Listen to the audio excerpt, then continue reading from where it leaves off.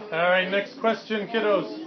A lot of students come to us, as us teachers, being used to just sitting in the classroom and being told what to do and what to think and how to run their day and what decisions to make. They don't get to make decisions all day.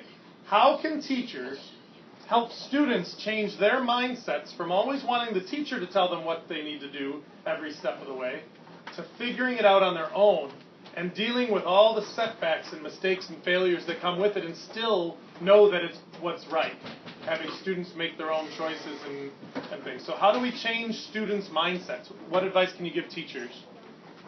So to make a change for students from coming to like an ordinary class to a student-led class, you have to kind of like start with like a little power, but then get bigger like as you go. So like you just have to change slowly and be patient because you could start with like a little bit of power, like letting them run the class a little bit, and by the end of the year they'll be running the whole class by themselves. So just start like early and then just get bigger as you go.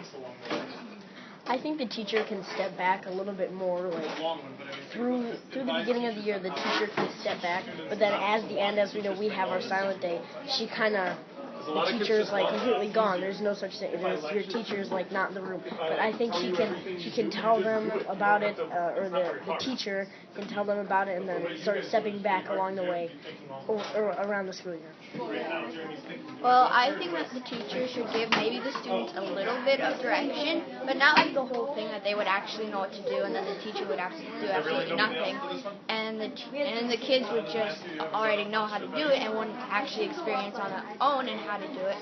So teachers should just give their children a little bit of information, so then the kids can actually learn from that and see where and actually discover new information and see how it actually goes, and they can discover other stuff, and it doesn't always have to be the teacher who always gives the information. Kids can actually experience for themselves. So sometimes, like getting them with partners, like sometimes maybe have them partner up with their friends, but make sure that they're on topic will help them like ease into this environment, and it'll help them, and it should be easier because it's more like fun and active, but the hard part will be to get them to go back into like lectures.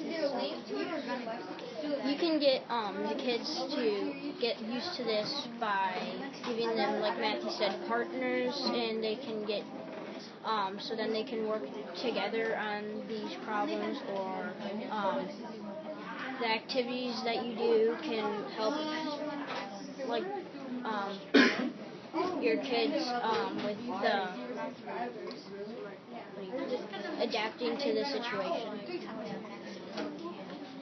So I think that teachers should be able to get their students into the mindset that to be a student-led classroom is to maybe give them not as much as power at the beginning, maybe power of give me 5, and then kind of build it up, like you give them more power towards the end of the year, and then they'll know like that it's a student-led classroom, and so you should give them power. The teacher should give the students a lot of power, so then they know that it's a student-led classroom. And but I think it would be hard for us because at the end of the year, your next school year for the students is not going to be as student-led.